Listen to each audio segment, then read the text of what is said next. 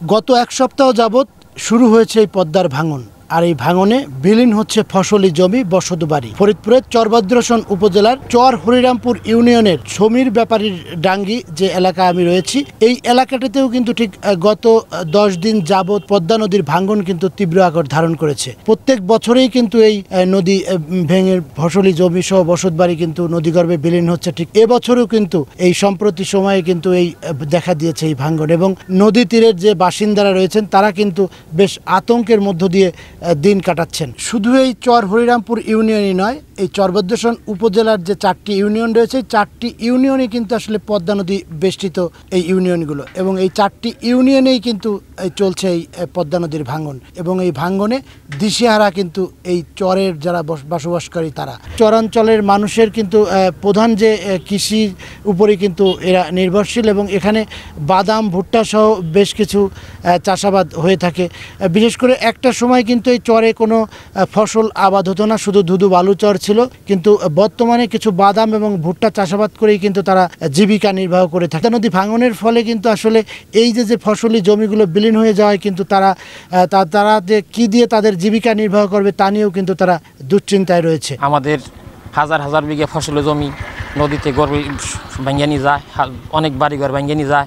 আমরা রাইতে ঘুমাইলেও শুয়ে থাকি, কিন্তু ঘুমাইলেও আমাকে চিন্তা হয় যে কোন সময় নদীর চাপ পড়বো, কোন সময় আমাদের ঘর সরান লাগবো। 5 থেকে 7 বার মানে আমরা নদী ভাঙ্গে অন্য জায়গায় যাই আসি।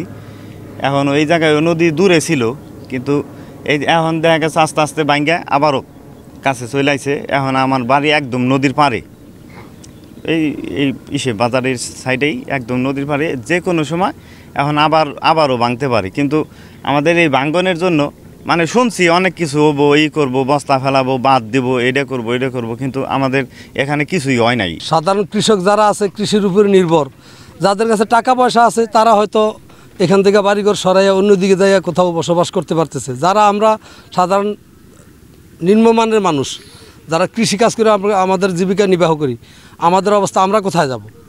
যদি এই মুহূর্তে আমাদেরকে আশ্রয় না দেওয়া হয়, এই একটা বাঁধ নির্মাণের ব্যবস্থা করা না হয়, আমরা সাধারণ মানুষের কাছে হাত পাততে হবে।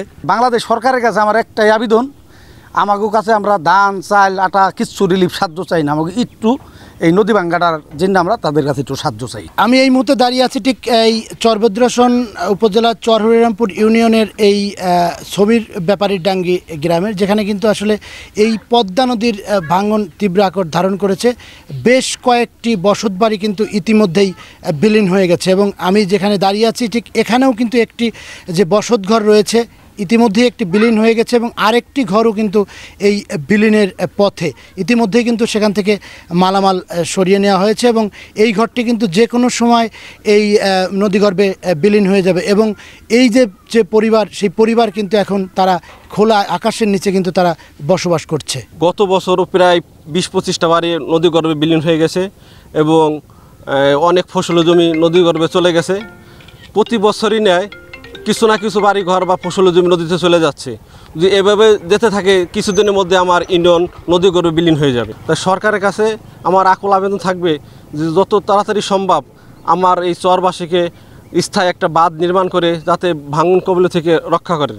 নদী ভাঙনে ফসলি জমি, বসতভিটা হারিয়ে নিঃস্ব হয়েছে অনেকেই এই চরাঞ্চলের বাসিন্দাদের মধ্যে।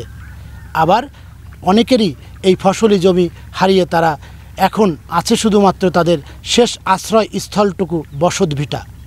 এই বসতভিটা রক্ষায়ও তারা কিন্তু এখন দুশ্চিন্তায় রয়েছেন।